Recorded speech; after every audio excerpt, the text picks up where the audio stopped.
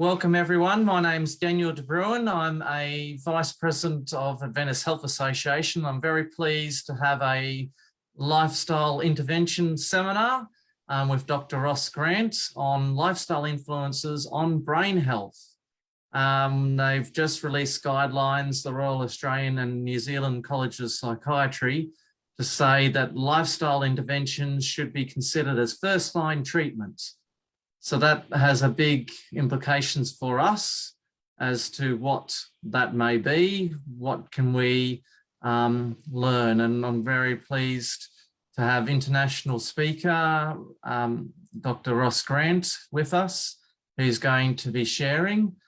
He's shared in America, here in Australia and on radio. And so we're just glad to have him share with us today. Because we're going to be sharing things that affect our minds, I thought it'd be fitting that we actually have a prayer that we understand these things. So let me just share that. Dear Heavenly Father, we just want to have clarity of mind and that you speak to us how to look after our bodies, how to look after our minds, how to discern what's true. And we pray that Ross can actually share this information with us in this seminar. So thank you so much. In Jesus' name, amen. Thank you, Ross. Please share. Okay, well, thank you, Daniel. And it's a great opportunity, hopefully, to be able to provide information which will be of value to a number of us. Okay, you can see my screen okay?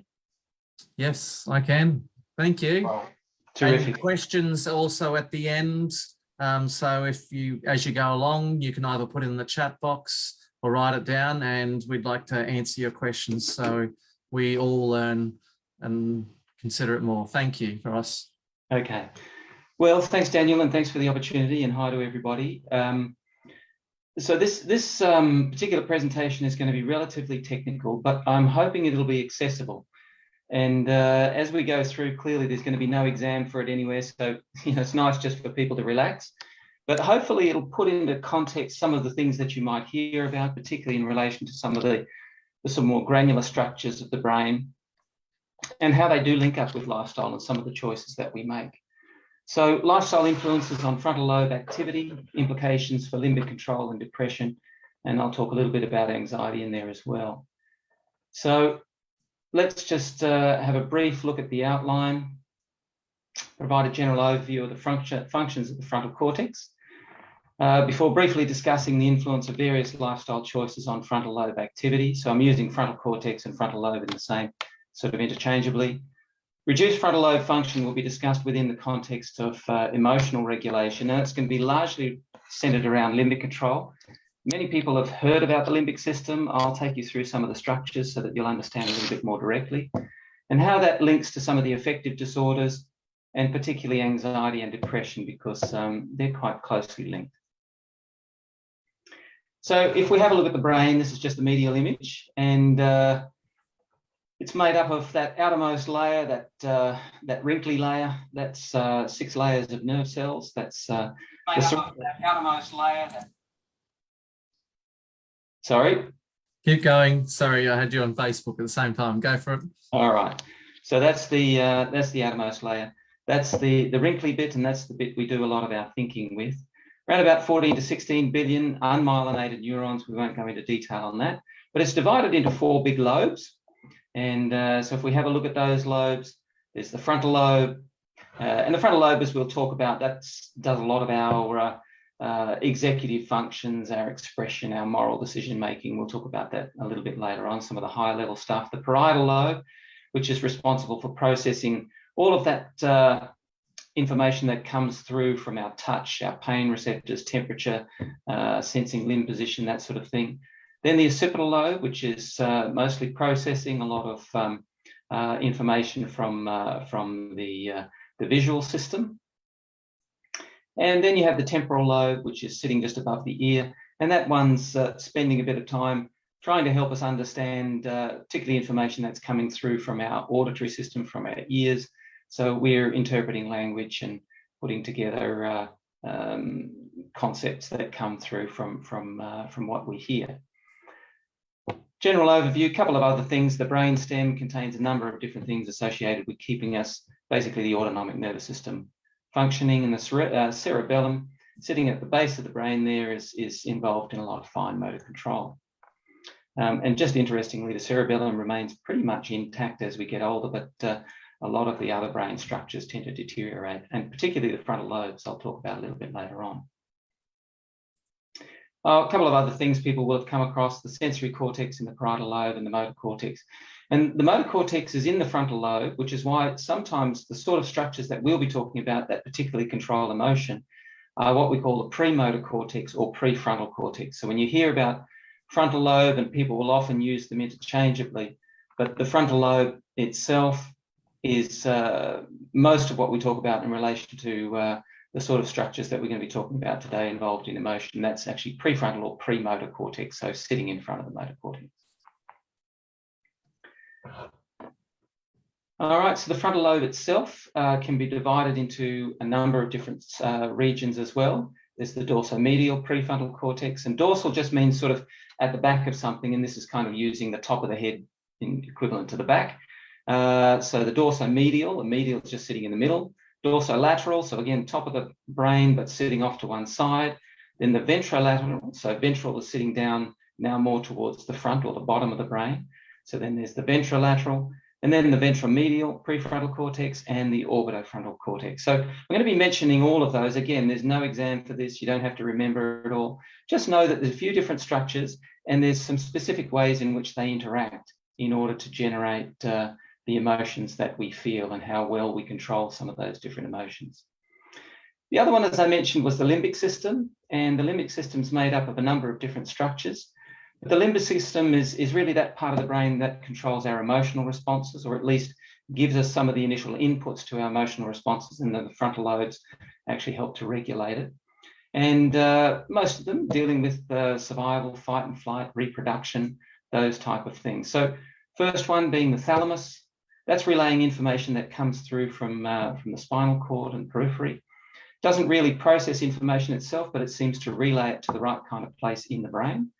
Then you've got the hypothalamus, which sits just underneath the thalamus, just above the roof of the mouth. And the hypothalamus is important for monitoring a number of different things like heart rate and body temperature and blood pressure, and also generates a number of hormones like growth hormone releasing hormone, somatostatin, thyrotropin releasing hormone, etc. But it's a very important part of the brain. Then you've got the basal ganglia, and that's really responsible for some of the well, it's responsible for a number of things. We think about it often in terms of some of the executive functions, emotional behaviours. Does have some effect on some of our emotion, at least our motor control, but is involved in reward processing and processing information for habit formation and that sort of thing as well. The hippocampus doesn't really generate memories so much, although it is involved in consolidating memories, and episodic memories are formed, may not be formed actually within the hippocampus, but certainly the access of those episodic memories are actually derived from within the hippocampus. So a very important part of the body or part of the brain, I should say, for being able to generate and ultimately recall memories.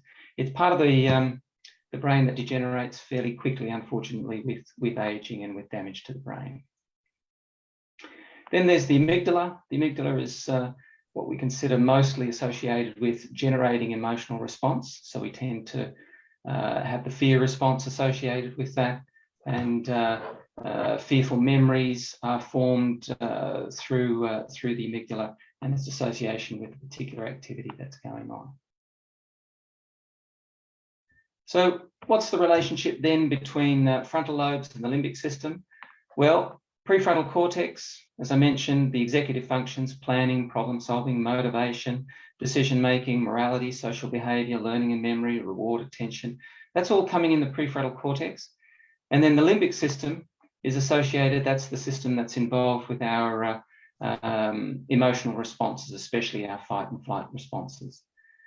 So prefrontal cortex plays a crucial role in that top-down regulation of subcortical emotion. So you'll feel an emotion, prefrontal cortex engages to see how we should respond to that emotion. If the prefrontal cortex response is weak or inappropriate, we may have an inappropriate or longer-lasting emotional response. So again, just reminding us of, I'll mention some of these now as I go through, things like the dorsal-medial prefrontal cortex, dorsolateral prefrontal cortex, ventrolateral prefrontal cortex, orbitofrontal cortex, and ventromedial prefrontal cortex. So emotional regulation, that's the conscious and non-conscious process individuals use to influence the intensity, variety, and duration of their emotions. And the emotional regulation typically distinguishes between bottom-up regulation, which is really just an unconscious process. You feel the fear and away you go, largely non-conscious, mediated by the limbic system, that's the amygdala and hippocampus, etc. And that's distinguished from the top-down regulation, which is where we have a conscious process, we decide what we will do to it, acts to down-regulate some of those neural responses that the limbic system has already generated. So mediated largely by the prefrontal cortex. Now, most Australians will respond to an experience like this. A snake, if you come across it, most thing we'll see, first of all, as bottom-up limbic system, and the first thing you generally fear is fear. So hopefully jump out of the way and then essentially assess it. Now, if you're like a neighbour of ours, particularly if they're out on their ride-on mower and they come across a snake, not uncommonly, their first response is fear, and their second response is simply to act on that and run over the snake as quickly as possible. Not looking to see whether or not it was a diamond python or whether it's a green tree snake, but essentially all comers, unfortunately, they end up as sausages. My wife, on the other hand, would certainly see the snake, certainly have a fear response to begin with, or caution, but she takes a very top-down approach where she'll go and have a look at it, obviously at a safe distance, and decide whether it's something just to leave alone. And mostly that's what you do, unless it's a little close to the house, in which case it may need to be relocated, which is often when I'm called to come into the task. But that's more of a top-down regulation. The fear is still there, but essentially the prefrontal cortex has played a role and essentially has decided to modulate the response. So interactions between that bottom-up and top-down process determine the adaptiveness of the behaviour in a given situation, just as I've mentioned. So a couple of structures involved in here. So you've heard me talk about the dorsolateral prefrontal cortex, the ventromedial prefrontal cortex, and the orbitofrontal cortex.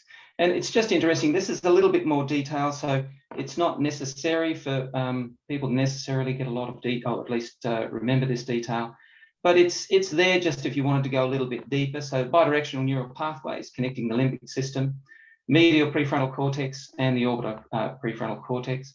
So the medial prefrontal cortex, just as it's outlined in red, meaning making, emotional stimuli, intentional upregulation of emotion. So once you feel something from the limbic system, the frontal lobes actually can, in this case, the medial prefrontal cortex, can actually upregulate that too, so that your emotion becomes enhanced. Intentional generation of control of emotion regulated by physiological arousal. And then you've got the orbitofrontal cortex, reappraisal, so deciding whether or not you should minimize the emotional impact, etc. Facilitates selective attention by controlling the interference of irrelevant emotional information. Sometimes people can respond to something not because it's specifically related to what they're doing, but because there are other emotional stimuli that are impacting, that are driving up the emotions. So you're overall acting hyper emotionally to a particular situation because of things that are actually unrelated. So the orbitofrontal cortex helps to control that if that's in good working order.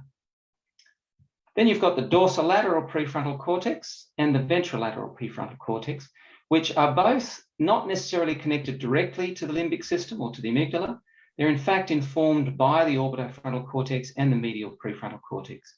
So ventrolateral prefrontal cortex, responsible for inhibition of goal-appropriate response selection, again, reappraisal, suppressing or clamping down on emotions.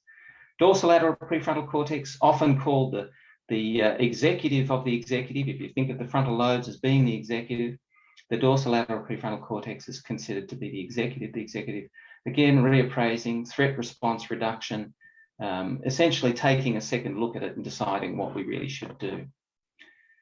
So just coming on top of all of that, that detail, models of depression have emphasized the role of emotional regulation. Individuals who experience depression are thought not to differ in the degree to which they become sad, but are characterized by an inability to regulate their emotions, resulting in longer episodes of sadness. So a depressed person and somebody who is responding normally can feel sad about a situation to roughly the same degree. But the person with the depressive phenotype, their brain has now moved into a depressive phenotype. They actually can't bring themselves out of that depression as easily, so they stay there longer, resulting in that longer periods of sadness. So those depressed individuals show a hypoactivation, so a low activation of ventrolateral prefrontal cortex and dorsolateral prefrontal cortex, the two regions that I just mentioned in the previous slide, which are intermediately controlled from the amygdala through the orbitofrontal cortex. So the amygdala is hyperactivated, and the prefrontal cortex, particularly the ventrolateral and dorsolateral prefrontal cortexes, are both downregulated. So in those with depression, improving the cortical activity of ventrolateral and dorsolateral prefrontal cortex leads to improved cognition, control, and emotional regulation. So basically, if we can improve specific parts of the frontal lobe, we can actually reduce depression. So dysregulated prefrontal cortex, control over the amygdala, involved in the pathogenesis also of anxiety disorders. So I've talked about depression, but here, so anxiety is just obviously feeling hyper anxious over a particular situation. Sometime, well, if it's a disorder, it'll be considered to be of an abnormal type. So social anxiety, general anxiety, panic disorders, phobias, largely mediated by connectivity, again, between the prefrontal cortex, particularly the medial prefrontal cortex and the amygdala. So increased connectivity between the medial prefrontal cortex and the amygdala, increased emotional regulation, decreased anxiety, decreased connectivity, decreased emotional regulation, increased anxiety. And we'll see later on that there are some things, particularly as part of this brain is wiring itself, particularly in adolescence, that there are certainly things that can affect that wiring and that robust connection between the amygdala and things like the medial prefrontal cortex. So improving cortical activity in the prefrontal cortex has been shown to improve the regulation of anxiety in those with anxiety disorders. Emotional regulation and fear. The amygdala, as I've mentioned, plays a significant role. Ventral medial prefrontal cortex retains what they call the extinction memory. So if your ventral medial prefrontal cortex is strong, then ultimately you can extinguish that fear memory. Hippocampus, talked about that in relation to episodic memory before. Formation of conditional fear by providing some spatial and temporal information. So again, helps to reinforce that memory. So conditioned fear memories and response are formed and generated by the amygdala, while fear expression is modulated adaptively by the prefrontal cortex and the hippocampus. So enhancements of the activity and the plasticity of the prefrontal cortex and the hippocampus could be effective strategies to augment the efficacy of extinction of the fear memory, thus reducing that fear and anxiety. So basically, you want the prefrontal cortex strong, you want the hippocampus strong, and ultimately they're able to suppress unnecessary emotional outputs from structures like the amygdala. So final background observation before I get into some more detail. Studies suggest that asymmetric activation of the prefrontal cortex is associated with alterations of depression and anxiety. So an imbalance in favor of a higher activation of the right prefrontal cortex, so this is on the right side, was associated with impaired psychological responses. So reduced motivation, higher stress and anxiety.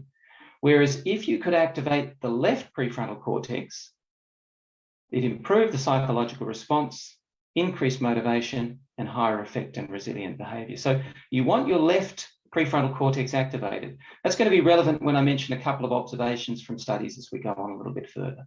So activation of the left side of the brain, prefrontal cortex, is considered to be good and better control, better emotional control. So some important emotional considerations. Prefrontal cortex has a relatively high waking regional cerebral metabolic rate compared to other brain regions. What does that mean?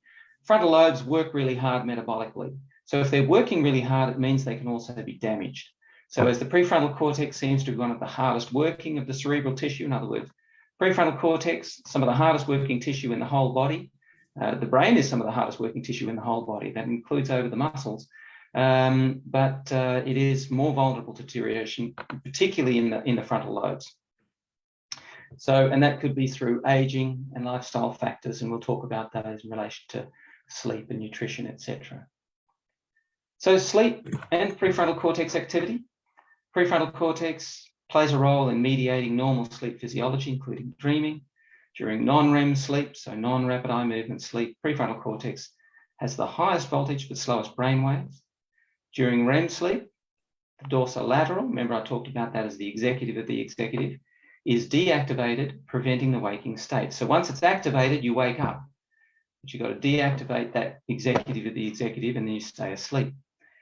So sleep deprivation, powerful influence on prefrontal cortex function. A couple of studies, results, loss of brain function connectivity causes an imbalance in the default mode network. The default mode network needs to be activated. In fact, when you've got low activity, and let me just talk about it in the context of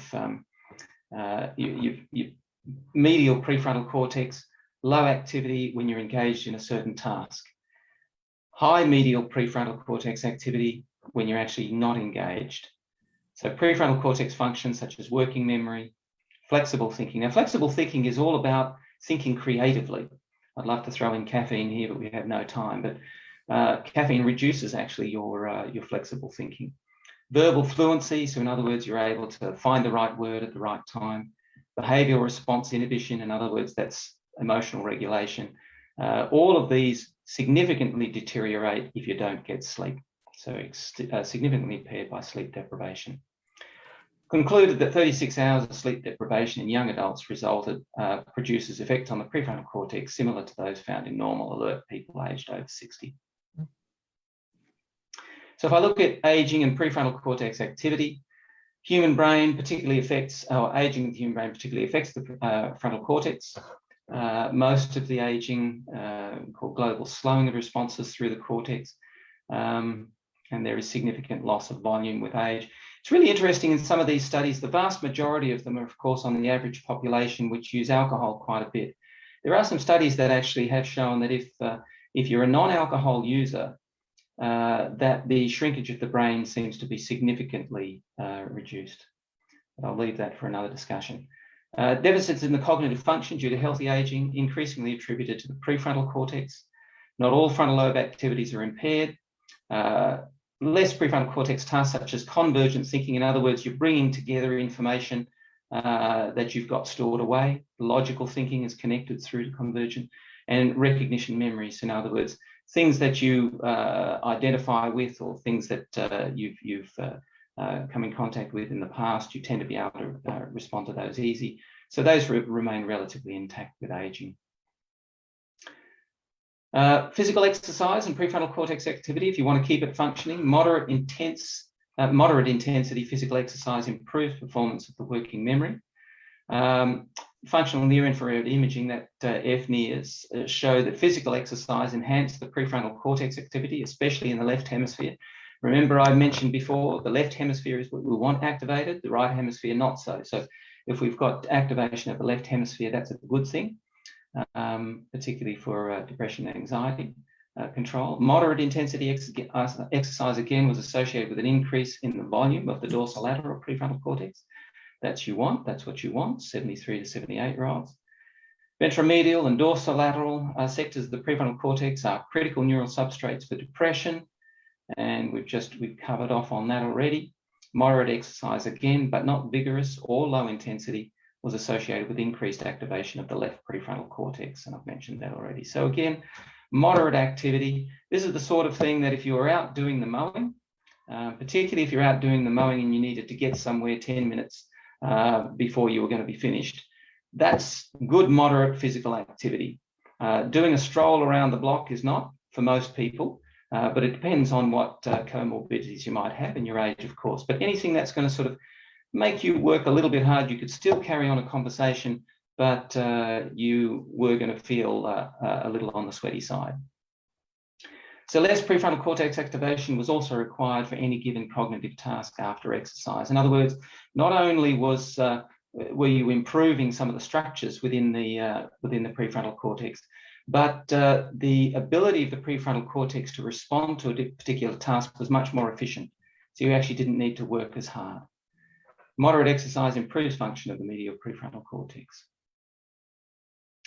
So some key points: reduced function of the ventromedial and dorsolateral sectors of the prefrontal cortex, critical observations in depression, each making a distinct functional contribution.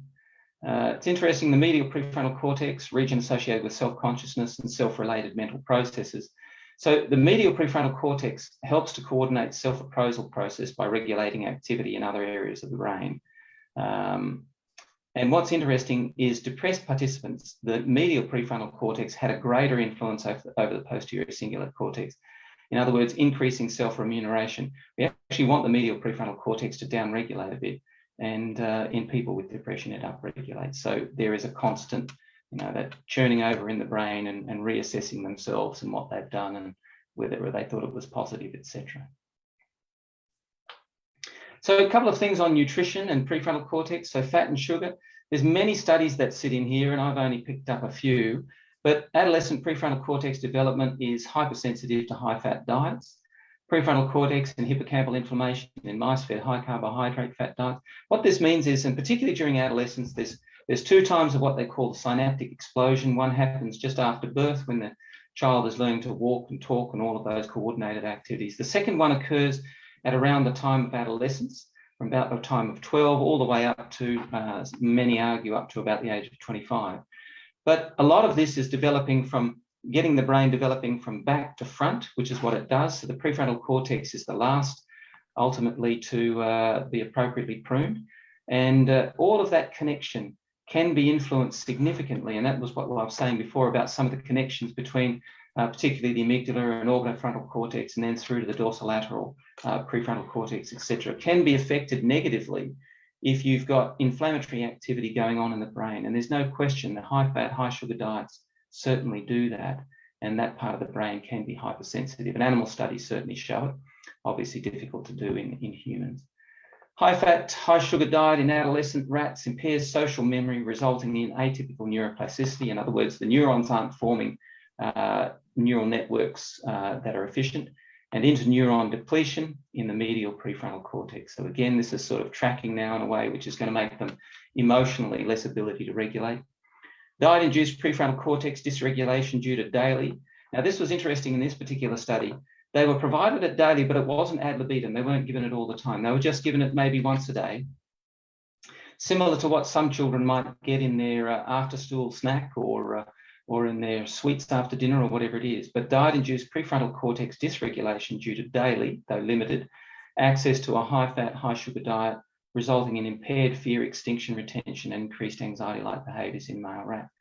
I mean, what we're seeing, I think, and it's I'm not up on the literature as some will be when it comes to some of these conditions, but we're certainly seeing an increase in fear and anxiety conditions associated with younger people, and this may be one of the significant contributors. So exposure to a diet high in fat attenuates dendritic spine density in the medial prefrontal cortex. I mean, bottom line is there's a lot of wiring that goes on in that sensitive period. High fat, high sugar diets play a significant negative role, or can do, in that. So a couple of other things, and I'll run through them fairly quickly. Low selenium diets reduced by neurochemical interaction by an oxidatively induced increased dopamine turnover in the prefrontal cortex. Now, selenium is necessary for a number of things, but it's also important for generating one of the, particularly glutathione. And so one of the body's main, or the cellular's main cellular antioxidants. So it's not surprising that if you've got anything like a high sugar, high fat diet, which is increasing oxidative activity, if you've also not getting things like selenium in the diet, then ultimately you don't have the antioxidant production of things like glutathione in order to combat that. In a cohort of 15 older adults greater than 60, mild cognitive impairment, increased vitamin B6 intake was related to greater activation of the dorsolateral prefrontal cortex.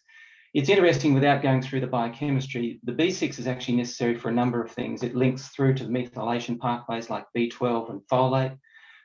necessary for epigenetic regulation, reducing things like homocysteine, increasing S-adenosyl methionine. It's also, because of its effect on things like the production of tetrahydrobiopterin, it's also necessary for things like tryptophan and phenylalanine conversion to things like neurotransmitters like dopamine, adrenaline, and serotonin. And B6 is also necessary for GABA, which is a primary down regulator, particularly of neuronal activity. So well-established links we know with things like omega-3, and I'll show a little study that we did, but well-established links with omega-3 because of a number of reasons. But omega-3, an essential fatty acid, low omega-3 levels, you end up with hyperactivation of the hypothalamic pituitary adrenal axis. So again, that sympathetic stress response, so from the sympathetic nervous system, through glucocorticoid receptor mediated signaling pathways, which I won't go into. But ultimately, if you've got more omega-3 levels, you produce series 3 and 5 prostaglandins, which downregulate a lot of the inflammatory activity, as opposed to omega-6s, which our diets are very rich in, and increase a lot of that inflammatory activity as well. So, so in addition to the inflammatory and oxidative damage, also through the glucocorticoid receptor. So animal studies have shown this in turn results in neuronal atrophy in the dorsolateral and dorsomedial prefrontal cortex and subsequent mood-related behaviour alteration, similar to chronic social defeat stress. So lower omega-3s do predispose to depression. We did a study a few years ago, which we published a few years ago, but we looked at about 1,000 adolescents on well, it was the North Shore of Sydney, and one of the criticisms of the study was that it was on mostly privileged people. We said, well, yes, if it's happening amongst a privileged group, then you can imagine what it's like in children who have homes that are less privileged. As we certainly saw a link. So the prevalence of depression increases and the incident peaks around adolescence, which is important. 50% of all lifetime mental disorders, including depression, are initiated by the mid-teens and 75% by the mid-20s. Depression is a leading predictor of suicidal thoughts and, unfortunately, action. Suicide, second leading cause of death in 15 to 29-year-olds. And young girls, unfortunately, 15 to 19. It's the first leading cause of death globally. So, burden of depression, I said 1,450 in this particular study. We've done a couple. But we found 6% severely, 6% of males, 9% of females within the severely depressed, severe to extremely depressed group. That compares with Germany around 4%, USA around 10%. And what we found was if there was no stress, using what we call principal component analysis, if there was no stress, no depression, if there was high stress, extreme depression, mild stress depended on the BMI, and if the BMI was greater than under 23, no issue. But if it was over 23, so normal BMI up to about 25, so these were on the higher end, but still normal. If they had an omega-3 level of greater than 6, mild depression was as worse it got. With omega-3 levels of less than 6, extreme depression.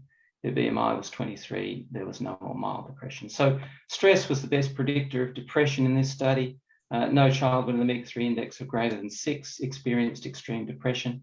And stress followed by BMI and decreased omega-3s were the best predictors of depression.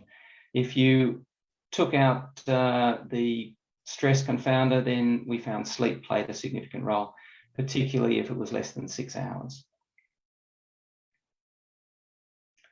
So running through some of the things fairly quickly, why would magnesium play a role? And a lot of people are aware of the benefits of magnesium, both having an Epsom salts bath, but also taking magnesium supplements, particularly as we get older. There's reasons why magnesium isn't absorbed as efficiently and not retained as efficiently. So a consistent correlation been observed between low serum magnesium and patients with long-lasting unipolar depression, but not acute depression, which makes sense. Increase in magnesium after recovery, and that's supplementing with magnesium while taking lithium. These are some of the treatments for depression, benzodiazepines, etc., neuroleptics. Significantly reduces the doses of these drugs. So magnesium helps to benefit that. Used in many tissues as a cofactor for multiple different enzymes. I won't go into those, but its antidepressant and anxiolytic effects are thought to be driven by magnesium improving the NMDA receptor signaling. So let me just mention the NMDA is one of what we call a glutamate. It's a subtype of the glutamate receptors, which are a main excitatory neurotransmitter within the brain, so keeps things firing. Magnesium actually sits in the middle of that neurotransmitter and actually blocks it. So it blocks the calcium increase when it tries to open. So it actually downregulates NMDA activity. So it's a potent, what we call antagonist of the NMDA receptors. Increasing BDNF is brain-derived neurotrophic factor. It does a lot of things in the brain, but it actually helps with making new connections, so neuronal plasticity and also neuronal generation.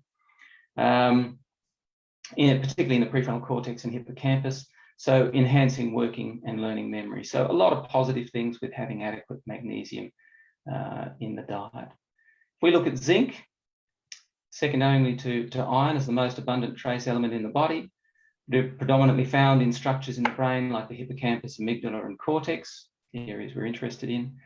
Majority of the brain zinc bound to metalloproteins. Neurons containing zinc are associated again with GABA. Remember, GABA is what helps to slow the neuronal thinking down, and that's often what happens with people with anxiety, which can predispose to depression as well. You actually want to slow that down. So the cortex, amygdala, and hippocampus, these zinc vesicles are glutamatergic, so associated with glutamate. Inhibiting both the GABA and glutamate receptors, zinc modulates neuronal excitability and plays an important role in synaptic plasticity. So again, down-regulating some of that unnecessary firing or overactivation. Dietary zinc deprivation has been linked to the development of anorexia, dysphoria, depression, impaired learning and cognitive function. Now, it's particularly a problem with men, and particularly if you're a vegetarian. So just being conscious of where your zinc is coming from. Regular red meat eaters particularly, but also white meat, zinc there is usually a reasonable amount within the meat itself. Being a vegan myself, it's just something that I am aware of, and particularly I guess this time of year where you want to make sure that your immune system is working well, where zinc plays a significant role in immune function as well. So antidepressants effects zinc supplementation appears to be linked to the antidepressant effect of zinc supplementation, linked to increased presynaptic and extracellular zinc in the prefrontal cortex and hippocampal structures of the brain. So what about alcohol? Ethanol, widely used psychoactive depressant. Now, reduces whole brain glucose utilization in the prefrontal cortex through inactivation of GABA receptors. What actually happens, ethanol is what's called an agonist. So it actually increases the sensitivity of GABA receptors to GABA. So gamma-aminobutyric acids, which is the thing that slows the brain down. It's why people get slower. And unfortunately, it works on the frontal lobe and moves backwards. And so more alcohol, slower activity of the frontal lobe. So decreases left dorsolateral prefrontal cortex. Remember, we want hyperactivation or more activation in the left part of the prefrontal cortex. So this actually selectively decreases left dorsolateral prefrontal cortex, affecting verbal fluency and other things. Reduces memory through reduced bilateral prefrontal cortex activation. Chronic ethanol exposure, long-lasting deficits in the prefrontal cortex.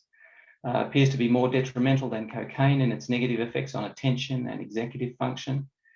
Binge ethanol, which seems to be a real popular thing for the last few years. Binge ethanol consumption resulted initially in spatial working memory deficits. They eventually achieved control performance, but increased. Now, CFOS in the medial prefrontal cortex reward alterations suggests decreased neuronal efficacy in CFOS is actually a measure of brain activity. What it showed is that if they had been binge drinkers, even though they could come back to control performance, in other words, perform as good as those that didn't binge drink, what would happen is that when they imaged their brains, the brains were working harder to meet those control activity or that control function. So it does still do damage, which seems to linger for a lot longer, even than when they come up to control performance. 30% of individuals with major depressive report lifetime alcohol use disorder. Current literature suggests a causal link between alcohol use disorders and major depression, where an increased use of alcohol increases the risk of depression. That seems fairly typical. A binge pattern of drinking appears to be particularly depressogenic. So a couple of things: adequate top-down modulation of the limbic system by key prefrontal cortex structures appears necessary for a healthy regulation of mood. So depressed individuals show low or hypoactivation of the ventrolateral prefrontal cortex, dorsolateral prefrontal cortex, and an increased or hyperactivation of the amygdala. In those with depression, modulating cortical activity in the ventrolateral, dorsolateral prefrontal cortices leads to improved cognitive control and emotional regulation. So a range of habits of daily living, lifestyle factors if you like, have been shown to affect prefrontal cortex activity, contributing to remodeling of the prefrontal cortex and limbic system networks, predisposing to a depressed phenotype. These include inadequate sleep, insufficient physical activity, and remember, it's moderate physical activity that gives you the benefit, not low physical activity or high physical activity. Poor nutrition, low omega-3, low zinc, low magnesium, low selenium, low B6, increased fats, increased simple sugars, increased alcohol. I mean, I don't know that there's too much in there that people couldn't have partially guessed. Hopefully I've put a little bit of detail around why they work and help us to be intelligent about how we apply them. But interventions that adequately target influential lifestyle factors can contribute substantially, the literature is very clear, to a sustained improvement in mood through improved prefrontal cortex limbic control. A lot of people have, and that it's still a very important area for work, and that's using the talking therapies like cognitive behaviour therapy, etc. Very important still. But what's important, and particularly some of the work that we've been involved with, is if you work on the neurochemistry at the same time, in other words, you get the brain working well, then the CBT and the effect of the CBT is much more efficient. And in fact, if you can train the brain or stimulate the brain, one of the studies that we're doing with adolescents at the moment is trying to get the brain actually activated. So you're trying to get it into a place where metabolically or biochemically it's got what it needs in order to function. Then you're stimulating it specifically. So there are some programs that allow you to stimulate different parts of the prefrontal cortex. And then you've got the CBT, which is hopefully putting a lot of the psychosocial triggers into perspective. Then I think you're bringing somebody back ultimately with the high potential of producing a normal functioning brain. One of the problems with using just one of those modes, and particularly just the talking therapies, is that the processing speed often doesn't improve. So the mood may improve, but some of the ability of the brain to still process information in an adequate way is still impaired. I will leave it to people if they have any questions, and just be conscious of the fact that there will be many things that I'll be able to say I have no idea, but I'll do my best. Thanks so much, Ross. On Facebook, there's the opportunity to put comments there and ask a question, and I'm sure we'll try and get answers to you if we can't get it live. I know I've got a couple of questions that was here, and I was wondering why the left prefrontal lobe seems to be beneficial and the right seems to go the opposite. Is that just how God wired us, or what is there any more explanation? There's nothing more I can give, Daniel. Thank you for starting me off with one that I can say I don't know. No, I don't know why that is. That's an observation. I guess further along we'll understand the wiring in a little bit more detail. But as we've begun to understand the critical nature of how it's wired, and there's still variability within individuals, but that's certainly where we're seeing that the majority of the population sitting like that at the moment. I don't know why. I've also got Tim on the local site in South Brisbane, and he's asked if there's any vegetarian dietary sources of omega-3. Yeah, there is. So you can get it from and there's available. I mean, I know Blackmores has a vegan omega-3 from. I'm just trying to remember the name of the. It's really the only place that the fish get their omega-3 from. Actually, it's eating the algae, but there are farms now. And I think in the past we've been a little bit concerned about some of the omega-3, or at least whether or not it's been oxidized. In fact, we published a paper a couple of years ago where we looked at, well, probably about 4 years ago now, where we did look at a number of different omega-3s that were bought off the shelf of different companies to see whether or not they were actually oxidized when you're taking them. The Blackmores product, and we have no commercial interest in Blackmores at all. It's just that it did come out as a very good product. And at the time, the omega-3 that was the vegan one was actually coming from the UK, and it was oxidized. So we think probably, we haven't tested specifically the Blackmores one since it's come out, but it probably, they got pretty good quality control, and we would anticipate that it's probably a pretty good product as well. Incidentally, I mean, that's with the EPA and DHA. So as you know, omega-3 has got to elongate from ALA, which is what you're getting from the vegetable sources. So you'll get that from greens and cabbage and things like that. But converting the ALA through to EPA and DHA, I mean, our research lab actually does measure what we call total membrane fatty acids, which includes all the omega-3s and all the omega-6s, etc. And we've looked at it for some time. We've actually been providing it as a service to a number of people around the country. But it is uncommon to find a vegan who is able to convert efficiently. In fact, it's uncommon to find anybody who can do it, converting efficiently. I certainly tried to do it myself. And so there's still more that I'd like to understand about all of that. So I do take the supplement personally. There is more that I think we do need to understand. So it's, if you're trying to rely just on ALA, you probably need to be a bit careful, because you probably aren't getting the EPA and DHA. And there's a lot of other reasons outside of simply just the depression that EPA and DHA are useful for, both in the inflammatory side as well as in cell membrane fatty acids and flexibility and receptor function and things like that. Right. So things like chia seeds and walnuts that have got omega-3s and linseed, they're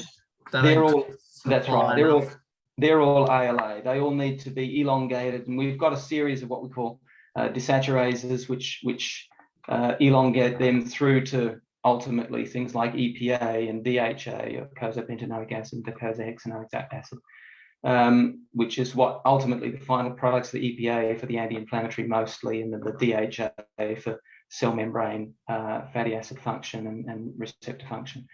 But yes, and so that ability to elongate seems to be quite inefficient for the vast majority.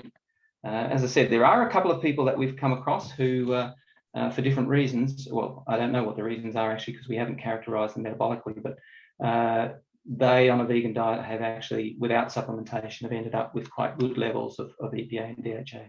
But it's very unusual. Okay. Now, you mentioned in your study about omega-3 index less than 6%. How do you measure your omega-3 levels? If I'm here, how do I know if I've got enough, or anyone else that's been listening? Yeah, so you can get your omega-3 levels tested. You can actually go along to your GP and say, look, I need to get my omega-3 index done. And if they say, well, what's an omega-3 index? Well, you can just tell them, well, it's the percentage of EPA and DHA relative to total membrane fatty acids. And if they say, well, where do I get that done? You say, well, you can get that done by sending the samples through to the Sydney Adventist Hospital Pathology Laboratory. It'll actually come through to us in our research lab, but that's ultimately where it's done. And yes, and look, there's some interesting things with that if we just touch on omega-3s for a short minute. There has been some work that's done. So when we say an omega-3 index of greater than 6%, that certainly came out in the study. And it's also come through in some of the cardiovascular research where ideally you would be greater than 8% for improved cardiovascular function.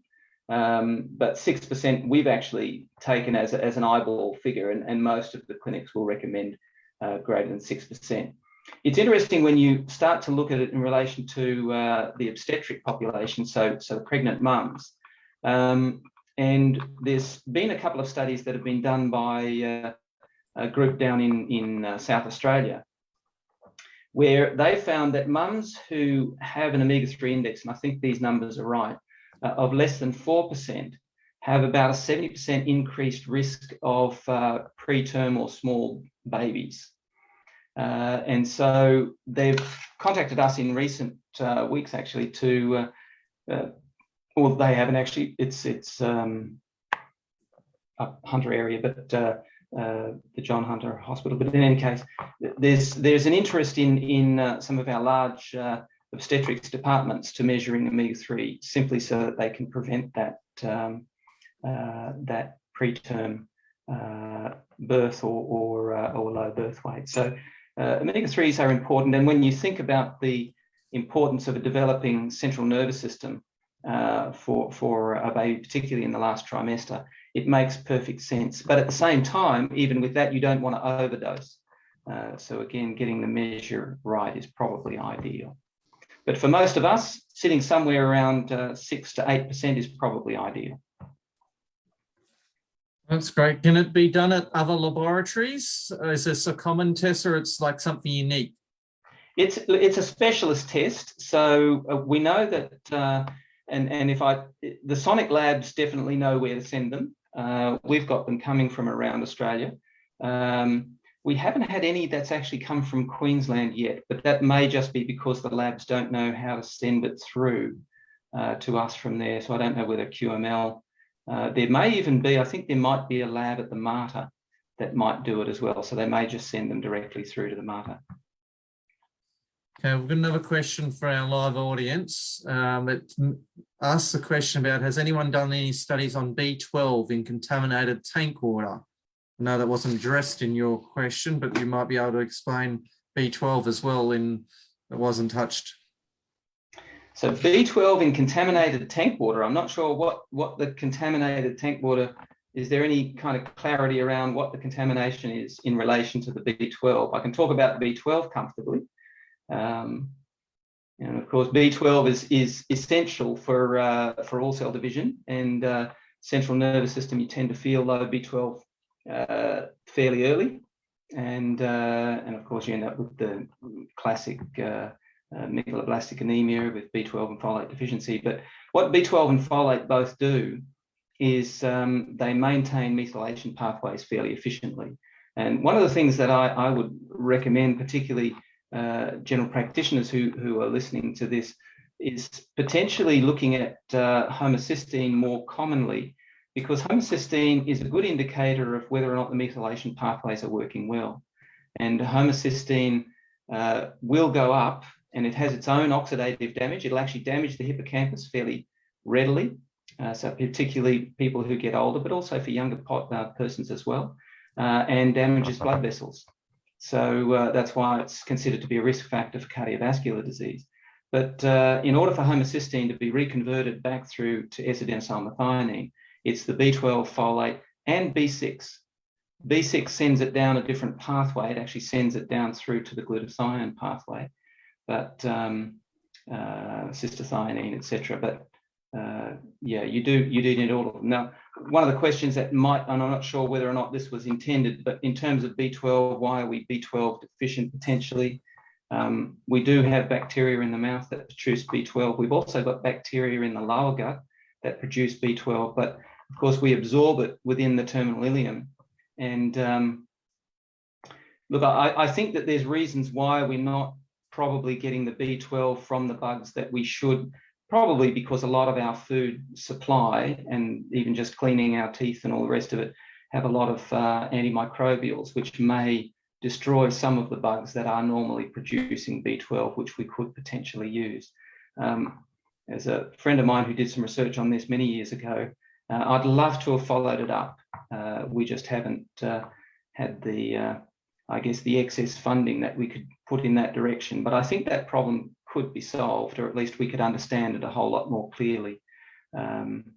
So again, one of the ones where I think there is a solution. I think it was a well-designed system to begin with the appropriate type of symbiotic bacterial or gut to mouth microbiome. But we changed that significantly by mouthwashes and toothpaste and foods we put in, which have their own antibacterial, so that they've got longer shelf life and all of that sort of thing. So I think this is where we run into the problem.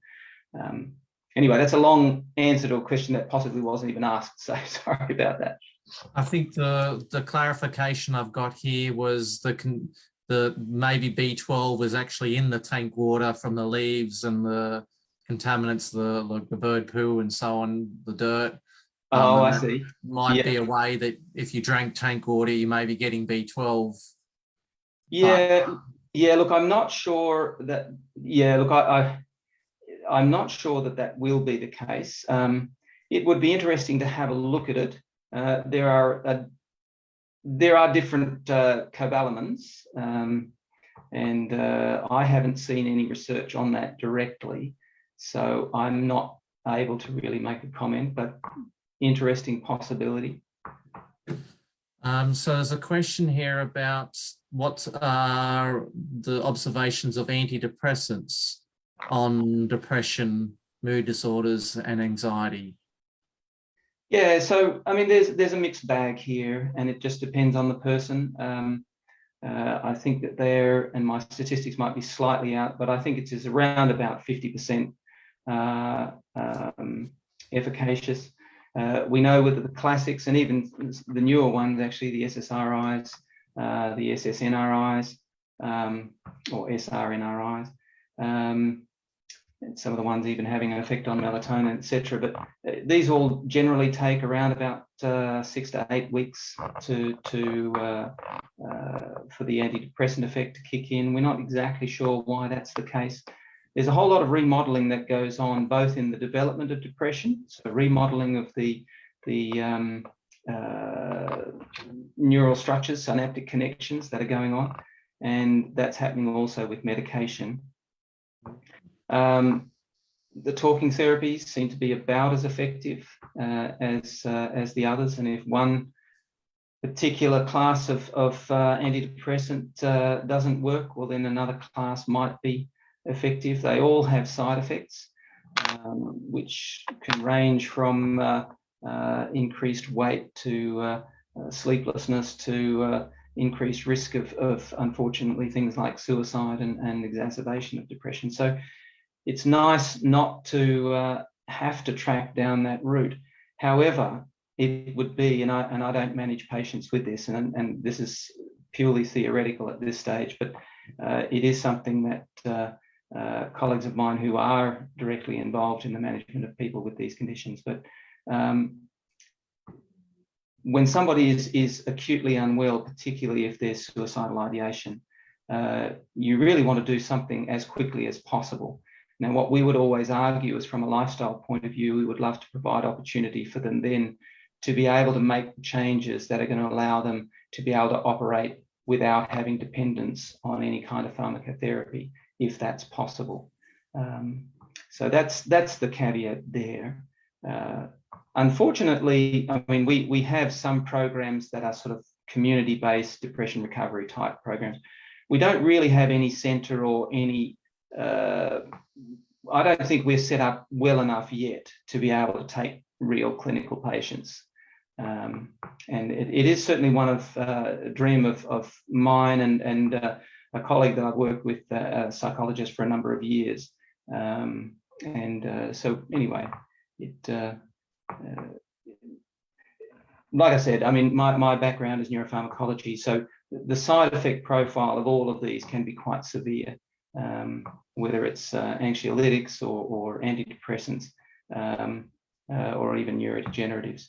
So we would prefer to see people not having to be on them at all, but very conscious of where people might need some support, particularly in an acute clinical setting.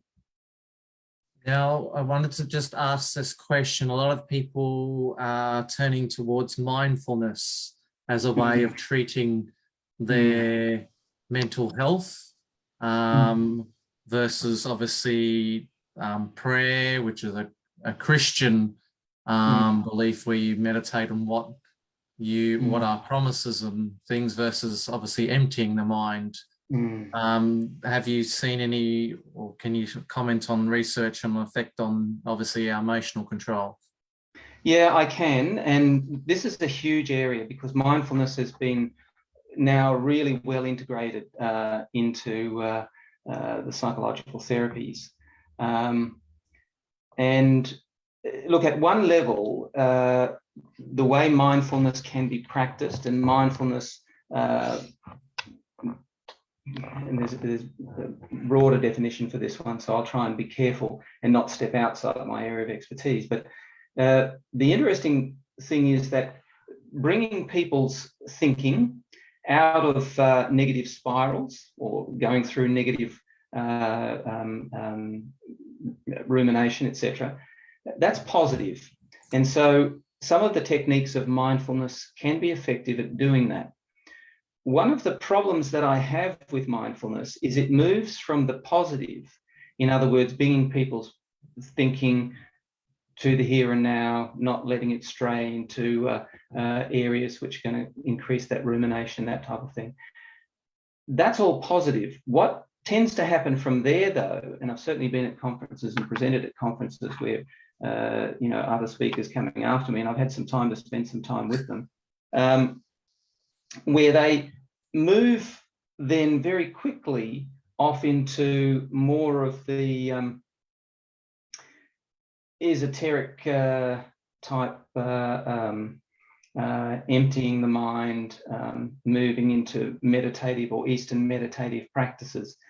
It's there where I start to get a little concerned, and I won't follow through on specific examples here because it'd take too long. But when I was challenging this psychologist who was using it, but who was also a meditation teacher, and moved exactly that mindfulness straight away off into those as a practice.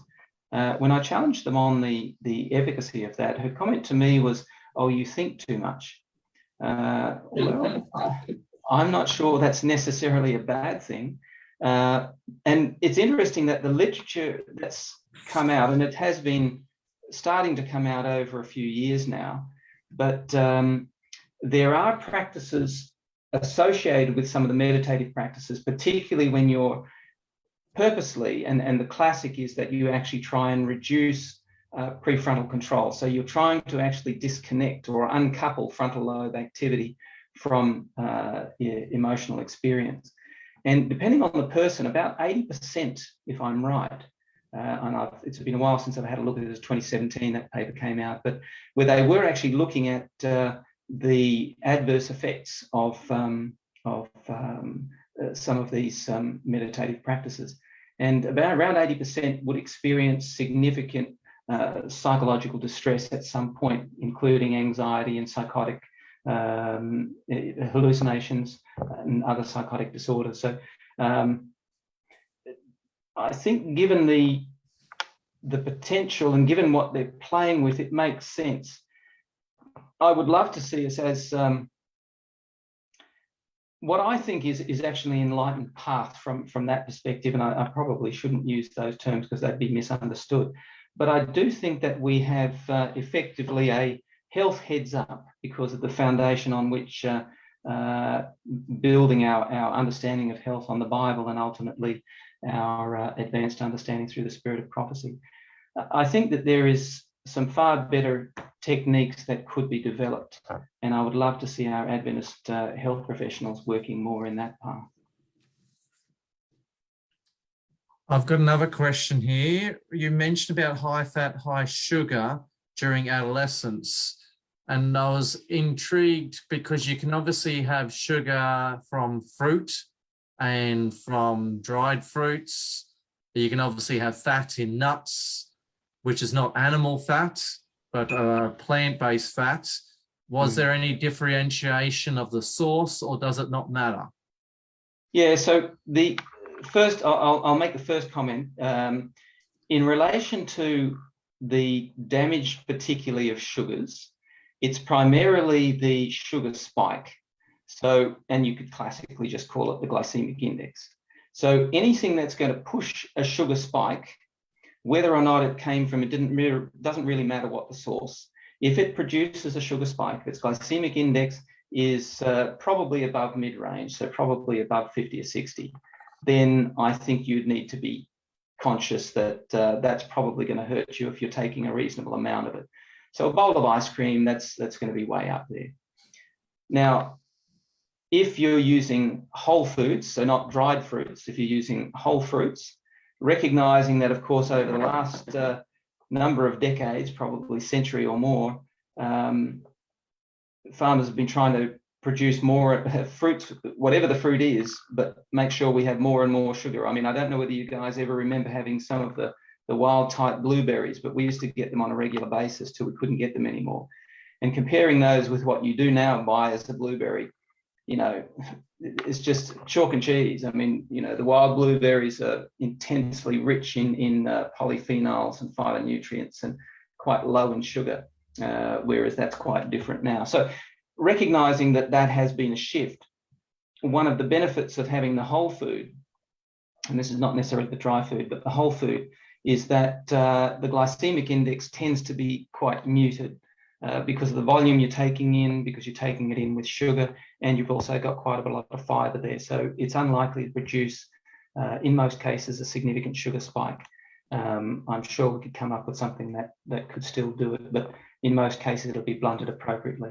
Once you start drying that out and having dried fruit, and we all love to have some dried fruit at different times, just being conscious there that the volume you're taking in is significant, and so it is potentially easy to push up your sugars.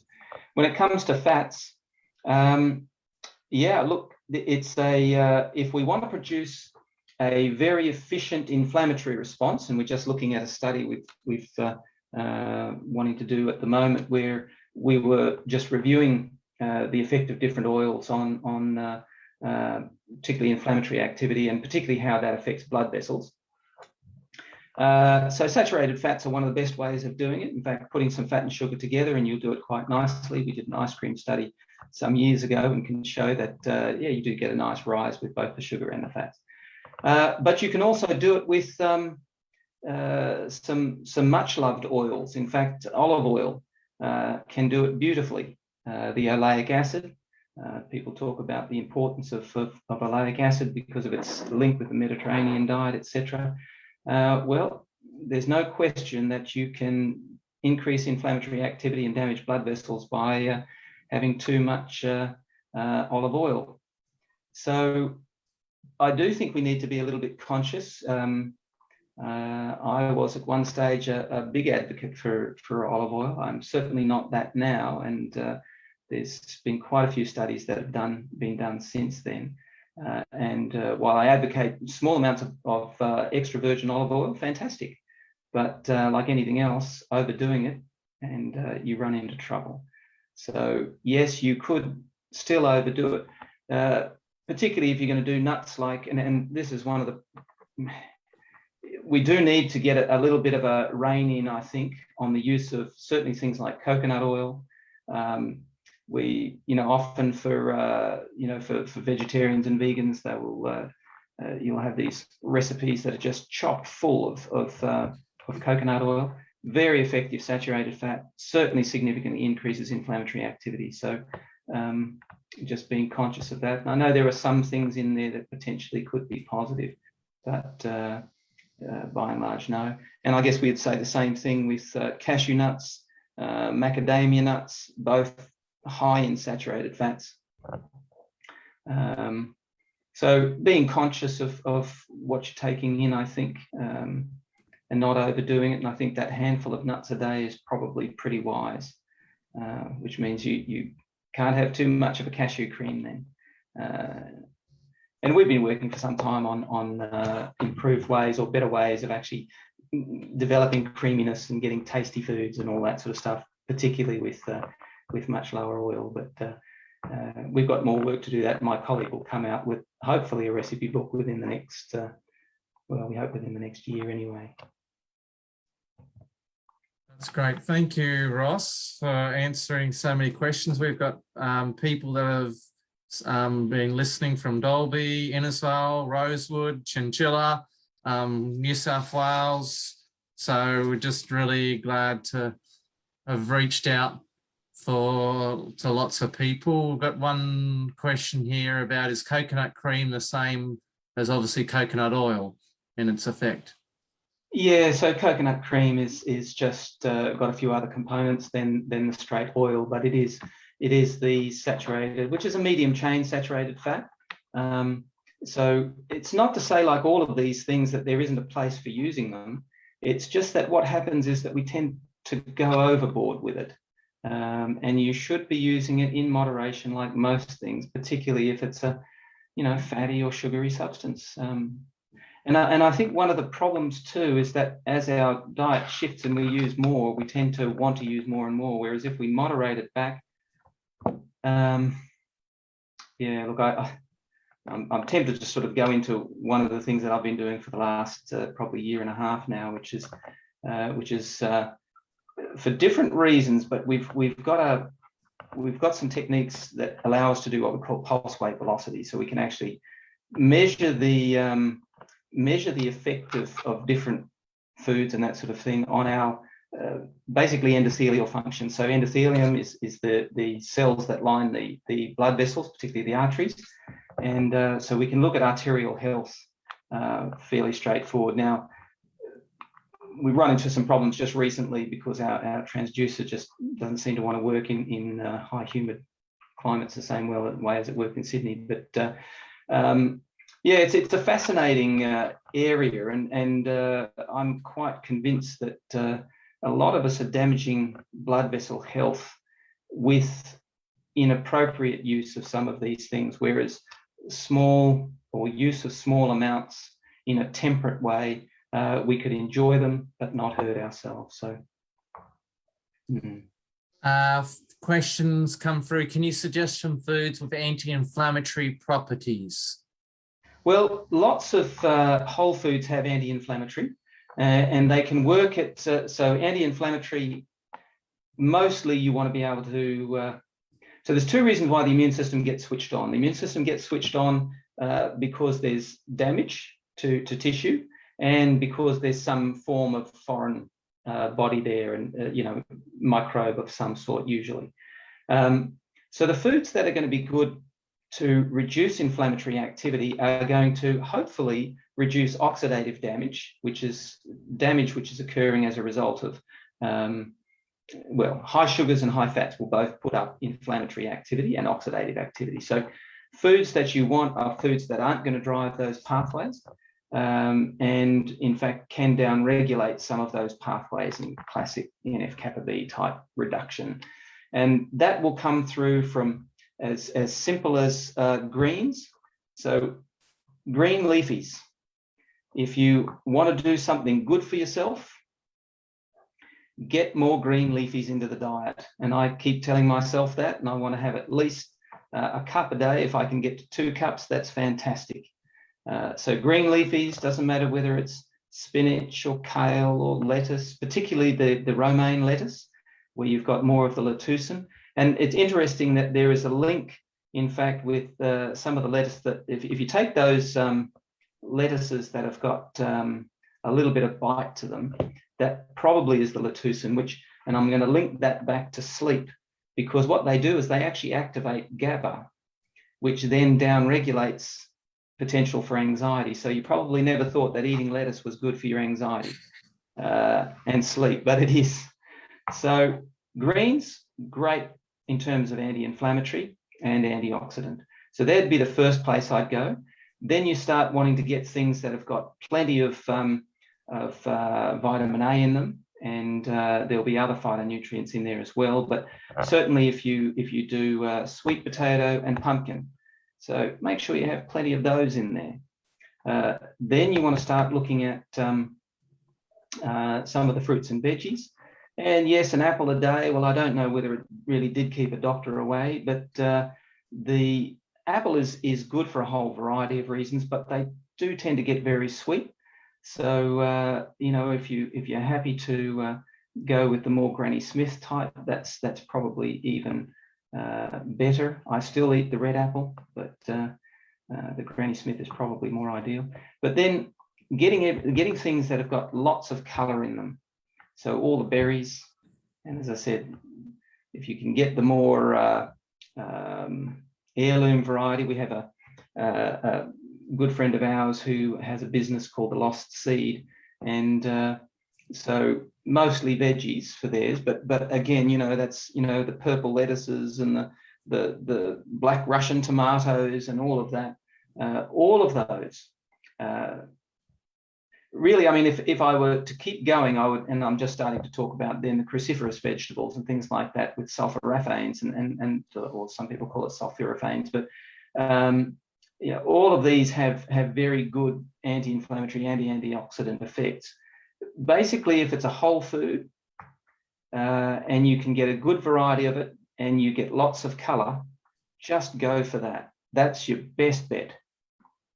So whole foods, as far as possible, lots of color, and make it as tasty as possible. If you're going to do nuts, nuts can be very good, particularly things like almonds. We've talked about cashews potentially, but it shouldn't be more than that small handful a day. And that would mean whether or not you're getting it as nut butters or you know, cashew creams or whatever it might be. So I've got a question that's been posed, which is where this man works with Aboriginals that have been drinking, sniffing, not eating anything healthy, and their brains don't seem to be able to make good choices for the most part from his perspective. What hope is there of, like, is the brain permanently damaged? Do we know that it can be rewired? Like, if it can, how long can it recover? Like, I suppose, what's the plasticity, if we got any background as to recovery? Okay, so we don't have a lot of information on recovery because a lot of people don't do it. So in terms of characterizing at that level, what I can say is that, I do know people who either they were taking alcohol at an early age or they were taking drugs of different things, particularly things like marijuana, etc. There always seems to be an observable deficit. It's almost like my colleague and I, if we're in a company of people, we could pretty much pick out the ones that had been abused themselves early, even if they weren't doing it anymore. Now, that's not to say there's no hope. There is absolutely hope, because I think particularly within the context of the love that's given by the gospel, that's really what draws these people away. And while there almost certainly will be deficits that are retained, there is such a growth in terms of the personal development of that person that those deficits are something that can be lived with. And in fact, they can still be beautiful Christian people. Yes, they might be a little bit insensitive, depending on what the damage was, emotionally insensitive, not able to pick up on appropriate cues. That's just the nature of the deficit. But there is always hope. The earlier it starts and the longer it happens, the harder it is for the brain to recover. Or I should, look, it will. But if the more the concerted effort, the better the result still. So if whoever that person asking that question, if they've been blessed with the patience and the love that God gives people for people who are in those positions, if he's given them the skill and the patience and the love to work with them, then by God's grace, just keep working with them. There will always be improvement, and stopping them anytime and moving them towards the sorts of things that we've mentioned, always there's an improvement, and always for the positive. So encouraging. Well, we might finish the presentation there if there's no more questions. And just want to thank you, Ross, for sharing from all the different research and study. I know you've mentioned that you've got other presentations, and we can have a look at that. So just put that in the comments, and what topics you would like to hear, and then also any feedback as to how we can do these seminars better, or timing or location. We're just really keen. I know one of our executive members is looking to do a lifestyle retreats here at the log cabin in the Numbingbar Valley, just to look at that spiritual, following what is the best laws from the maker. So yeah, we're trying to, I know I've got plenty of things that I've thought about that can improve from this lecture, and I'm sure those people listening can also take one thing away from this. So I look forward to catching up again. We're hoping to do this every few months, and I hope to put it up on YouTube. Please share. It'll be on Facebook to share, and wish you God's blessing. Goodbye, everyone.